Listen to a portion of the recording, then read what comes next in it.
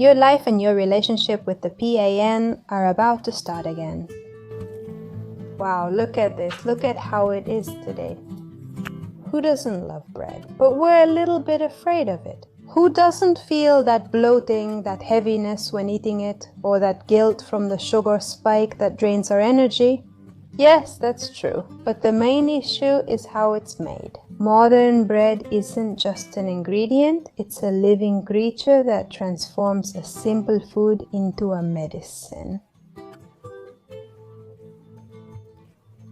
And of course, I'm going to share with you how to make your own sourdough starter in just 5 days, and also how to keep it alive for years in your fridge. Sourdough bread has a history of survival. This bread was the salvation of the miners during the gold rush era.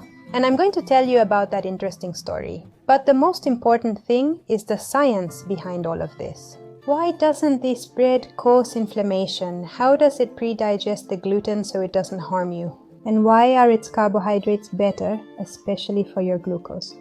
Let's start with this alchemy. The story of sourdough is practically the story of humanity.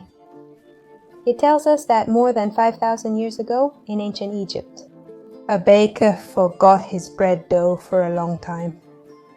It was, of course, a simple mixture of flour and water, and the yeasts and bacteria began to do their work. The bread rose, the baker baked it anyway, and it became something fluffy and exquisite, and that's how bread was born. The Romans perfected this technique, calling it panis fermentatus, and they had professional bakers who carefully tended to each strain. And sourdough bread was a symbol of status and good health. But I want to share the most interesting historical fact. Now let's jump to the gold rush in Alaska and Yukon in 1896 during this gold rush. When people had to move to work in the mines, they had to cross long distances. The miners couldn't carry commercial yeast. That's why their most precious possession was the sourdough starter. They were known as sourdough. I don't know if I'm pronouncing it right, so I'll write it down. It meant sourdoughs, and this nickname had a double meaning. The nickname referred to those who had lasted at least one winter in that harsh region. Unlike the Chichaco miners or the newcomers, the sourdough already knew the challenges and the terrain and the secrets of northern life. And the reason was that they depended on their sourdough starter, which they carried in little cloth bags, stored against their body, and that way they kept it at the right temperature. These miners weren't allowed to carry a lot of weight because the journeys were very long, and there was a limit to how much weight they could carry, including tools, clothing, and so on. So they had found this little gem, this treasure, to survive the long winters and to have delicious bread while working so far away from their homes. Back then, sourdough was valuable because commercial yeast was hard to find. It was almost never available, and it was almost impossible to keep it alive because it needed a lot of cold. And some miners even baked their sourdough bread in their mining pans. And the truth is that having survived thanks to having this sourdough starter available and being able to make their own bread was a symbol of pride. They were the most experienced and the ones who knew how to survive in those times. Now I want to tell you why sourdough bread is so different from commercial bread or the bread we make at home with regular flour and store-bought yeast. Here is the scientific data that validates thousands of years of history. Sourdough is not ordinary bread. Thanks to slow fermentation consumes most of the starches, which would be the simple carbohydrates in the flour. And this drastically reduces the glycemic index of the bread. The result is that sugar is released into your blood slowly and gradually, which means fewer sugar spikes and more stable energy. That's why it's a great ally for your energy and for the prevention of type 2 diabetes. It also pre-digests gluten. Goodbye discomfort, this is the crucial point. Bacteria and time break down the complex proteins in gluten into simpler amino acids. For many people who are sensitive to gluten, not celiac, but those who are sensitive, This pre-digestion eliminates that feeling of heaviness and inflammation because it's a bread your gut can process. Great news! Sourdough fermentation drastically reduces the phytic acid content. It reduces it by 90%. Phytic acid is an anti-nutrient that robs us of minerals. The acidic environment of sourdough activates an enzyme called phytase, which is present in the flour, and this enzyme is what breaks down phytic acid. This results in an increase in the bioavailability of minerals, such as zinc, magnesium, and iron. Your body can finally absorb them by eating bread. Probiotics and lactic acid. Lactobacillus, the lactic acid that gives it that characteristic flavor. That acidity inhibits the growth of harmful microbes, making the bread last longer and promoting a healthy gut. And now, finally, we're going to create sourdough starter in our kitchen with just 2 ingredients, flour and water.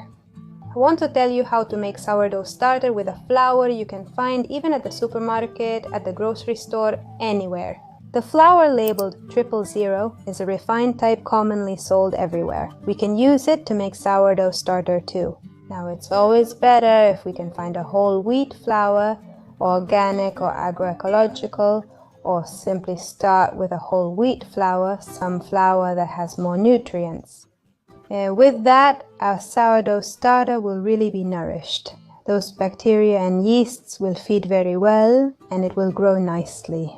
But I also want to show you that if you don't have access to those types of flours or can't buy them where you live, which often happens, you can use any flour. You can make the sourdough starter and bread the same way. Let's get to the recipe and our alchemy. Starting with this sourdough starter is very simple. We're going to need a jar with a lid and we're going to start with that. For example, wheat flour can include whole wheat, rye, or any starch-based flour. We're going to add about 2 tablespoons. You can also do it, for example, if you want to make it gluten-free with rice flour. Is that an option? Usually you use equal parts flour and water. But in my experience, I prefer to look for the right texture because sometimes you add a little too much when using equal parts depending on the flour. There. We're going to start mixing.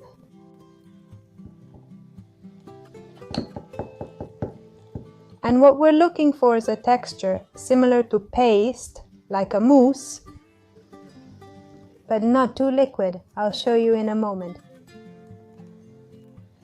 This would be the texture. It's like the paste we used when we were kids to glue things. Exactly like that. There it is. And what we're going to do is we're going to leave it covered. We can leave it on the kitchen table, we can store it in a cupboard, preferably on top of the kitchen table where we can see it, because we're going to have to feed it for 5 days. Something very important is that the temperature it needs to have is around 25 degrees. A little more or less isn't an issue, but that's the temperature that makes the magic happen. For example, in this little corner of the kitchen where there's a lot of shade, it already dropped to 25 or 26, which is ideal. There, it may drop a bit more, but only to 25. And if we see that it starts to get really hot, we can put it inside a cupboard or something that lowers the temperature a bit. Second day. What we're going to notice is a kind of glue-like smell, not very strong. And we do the same thing again. And we feed it with about 2 tablespoons of flour. We add water, we add just a little, I add it little by little, because the idea is not to get it too wet, right? So that we can see how the little one is doing.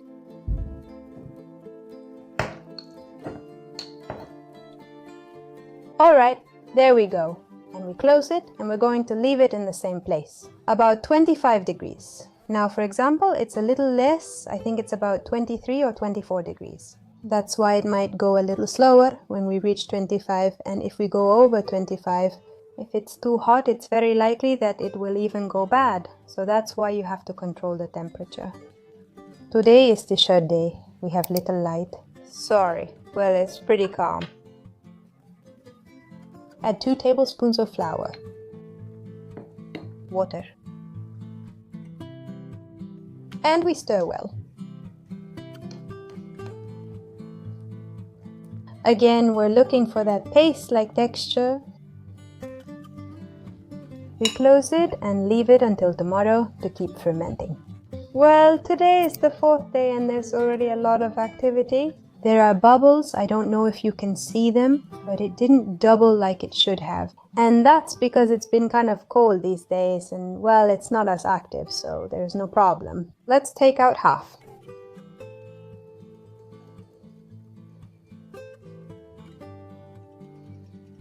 There. We'll add 2 more tablespoons. This process takes 5 to 7 days. Right? 2.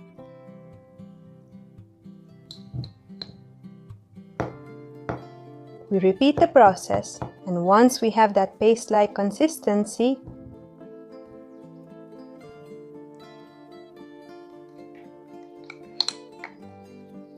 we're going to cover it and we're going to leave it patiently until tomorrow.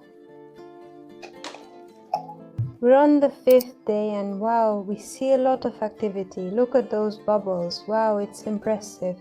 It has a ton. It's a little warmer. Temperature is the key to everything. It has a slightly more acidic smell, right? What we're going to do now is remove the vast majority of it. What we're going to leave, just so you have an idea. In grams, that's 20 grams of sourdough starter. I already do it by eye. It's not like it has to be exact, so as long as we have a little bit left, that's fine. This is the part where we're going to discard the most, because we need to feed it quite a bit. Why? Because this dough is going to go in the fridge.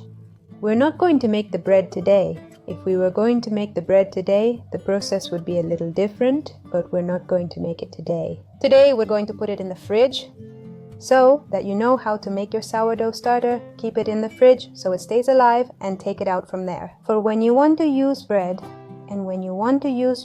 I'll explain to you step by step how to reactivate it to make bread that day. So that it doesn't get too full of information and we don't get too confused, we're going to do it like this in 2 videos. Let's prepare the dough then to put it in the fridge to hibernate. So we take out the majority of it. Check out this amazing dough. Hi! It's spectacular. You can hear the bubbles. Oh. We're only gonna leave about 20 grams of this. As you can see, I'm leaving just a little bit. Because what we have to do now is add a lot of food. For that, I add 40 grams of flour,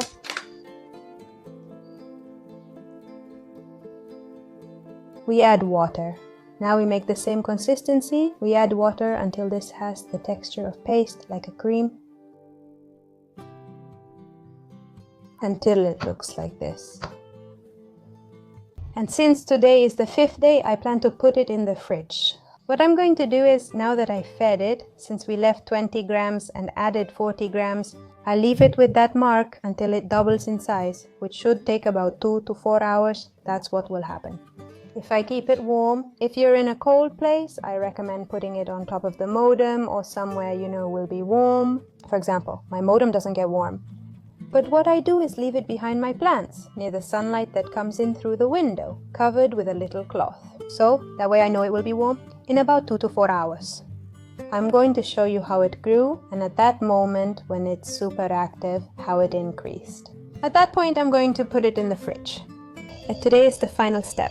It may rise, but if we wait longer, it will start to fall. That's what's not optimal. The best thing is to put it in when it's at its peak. That's what we're going to do today as the last day, and we already have our sourdough starter ready. Well, look at this. 3 hours have passed, and it's not just doubled, it's about to explode. My nails look like this because I just made sauerkraut and it stains everything. It's not dirt. I want to make that clear. Look. No, how nice. Look at this. Look how much activity there is. Look, it's amazing. It's super active. So right now, either we make the bread or we put it in the fridge. And it's perfectly activated. Now what I want to tell you is that now it has an exquisite aroma. You'll notice that yeast smell. But it may be that before feeding it, which I forgot to mention, you might notice a sour smell or like nail polish or acetone, a strong smell, and that's perfectly fine. That means it's hungry, that you need to feed it. It's a sign that it's hungry, that it's healthy, and that it's alive. And at that moment, when you feed it, you'll see that its smell, its scent will decrease, and you'll notice more of the actual smell, the scent of the paste itself. And now that it's ready, look!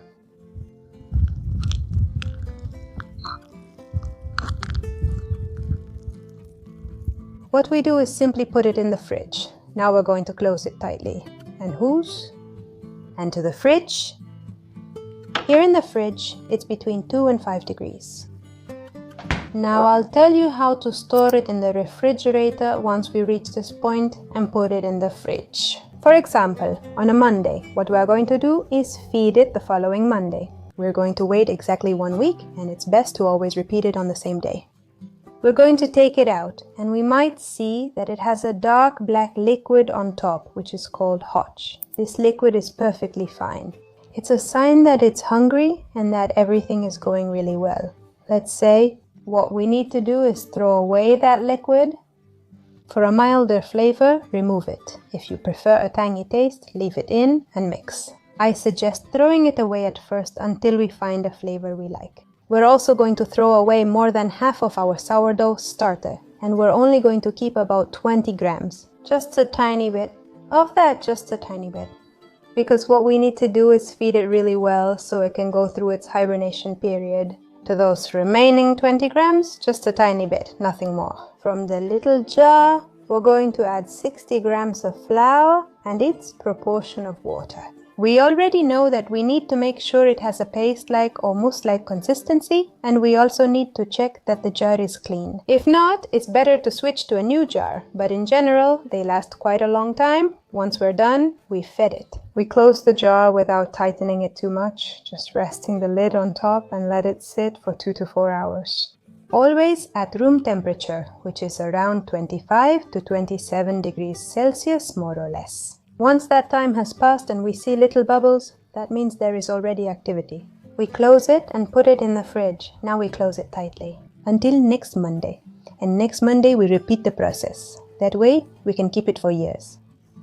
Until the day, for example, when we feel like making bread. Now, if we're a big family, for example, and we need to make a little bread every day, in that case, it will be better for us to have the sourdough ready to use, keep feeding it, and follow that process.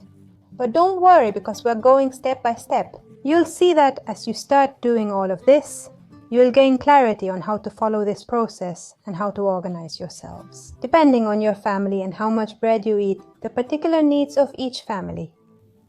Wow, look at this. Look at how it is today.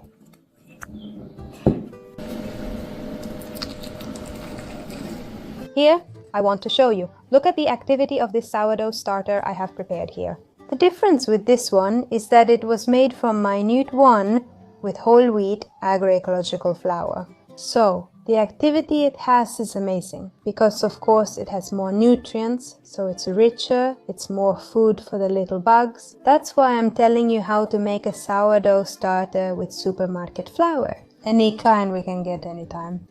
But if you want to improve and have a better sourdough starter, I recommend that you do it with a more complete flour. Is bread made with sourdough really an act of love? It's giving your gut a food that has been pre-digested. Is it going back to the bread that people used to eat in ancient times? It's going back to the bread that those miners used to eat, who clung to their lives knowing that their food was their medicine. Is it the bread that doesn't cause inflammation? And now you have the exact recipe for how to make it. And after this video, I'm going to make another one to tell you how to make that bread with the sourdough we just made. Will you try it? Will you take on this 5-day challenge and make your own sourdough so that later we can make a delicious homemade sourdough bread fresh out of the oven together? Tell me in the comments, I'll read you. My name is Danaya Aguilar, and if you want to deepen your mind, body and spirit connection, I invite you to my other channel, Portal Coherencia. There, we explore neuroplasticity and meditation in depth as key tools to achieve greater balance and well-being. So, as we walk this path, let's learn to transform our lives and manifest the reality we dream of. I'll leave you a direct link here for you to visit. What if this video inspired you to bake your own healthy bread? I invite you to subscribe to the channel, give it a thumbs up, comment, and share. Let me know your thoughts. What did you think of this video? See you next time. Bye.